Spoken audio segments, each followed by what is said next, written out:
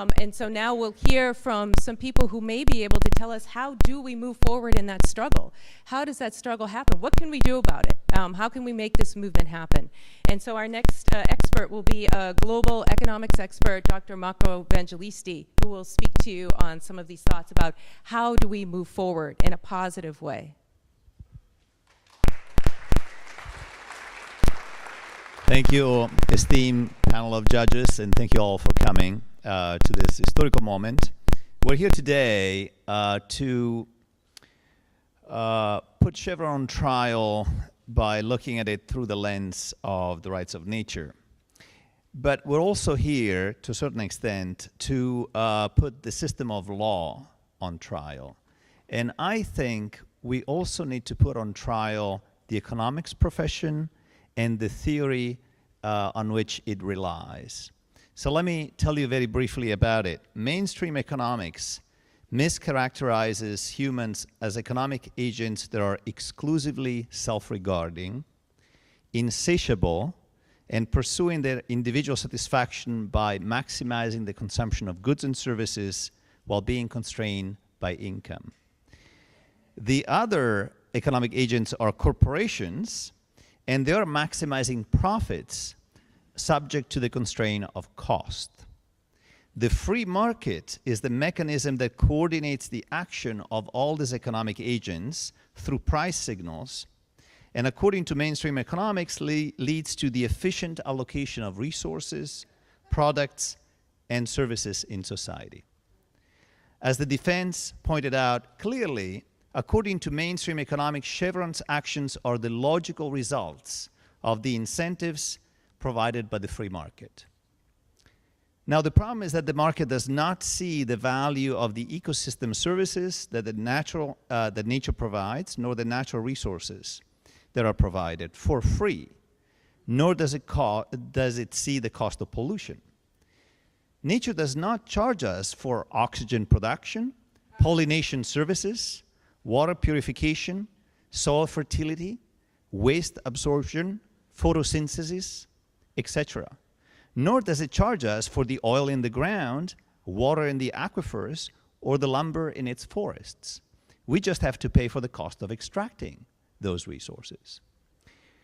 Now, these invisible values and costs are called externalities, and a new branch of economics was developed to account for them, called environmental economics.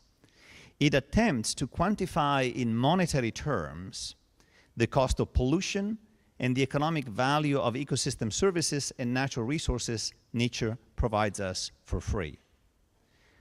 For example, the Stern Review on the Economics of Climate Change, published in the UK in 2006, which uses the methods of environmental economics, assessed the price of carbon pollution to about $100 per ton of CO2, reflecting the current and future economic damage caused by CO2 emission.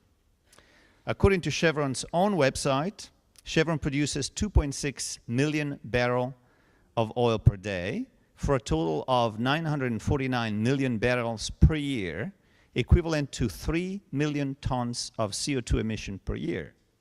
At $100 per ton, we're talking about $300 million of economic damage for which Chevron is responsible and currently not paying for. This does not account for the health cost of air pollution due to the 1999 and 2007 refinery explosions, for example, nor are we talking about the refinery explosion of 2012. Nor does it account for the pollution cost of more than 500,000 pounds of carcinogenic chemicals Chevron routinely releases into the air and water of the Bay Area on a yearly basis. And yet, even environmental economics does not go far enough. It still believes in the characterizations of humans made by mainstream economics, and still believes in the primacy of the free market once prices are adjusted for externalities. Hence, the growth imperative remains in force.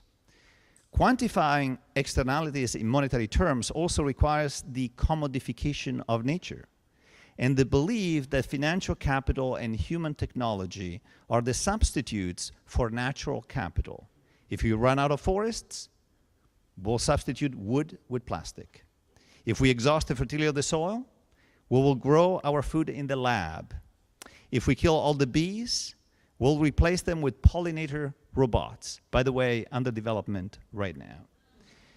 The type of economic theory that we need to become mainstream is ecological economics. It recognizes the existence of hard limits on the size of the economy itself, based on the sustainable harvesting of renewable resources.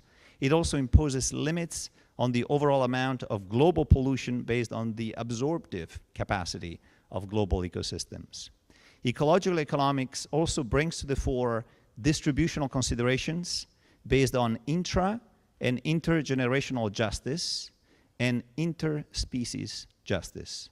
According to ecological economics, we have already exceeded the biosphere's ability to absorb CO2, for example. Therefore, all CO2 emitting activities would need to end, while at the same time we would need to accelerate activities that sequester carbon, like reforestation, sustainable management of grasslands, conversion of conventional farmland to organic and no-till agriculture, in order to bring CO2 concentrations in the atmosphere to the pre-industrial level of 280 parts per million.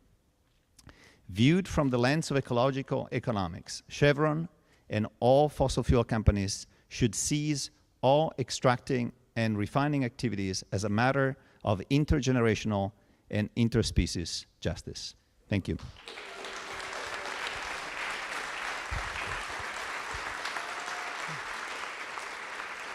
Thank you very much for that whirlwind tutorial of ecological, environmental economics.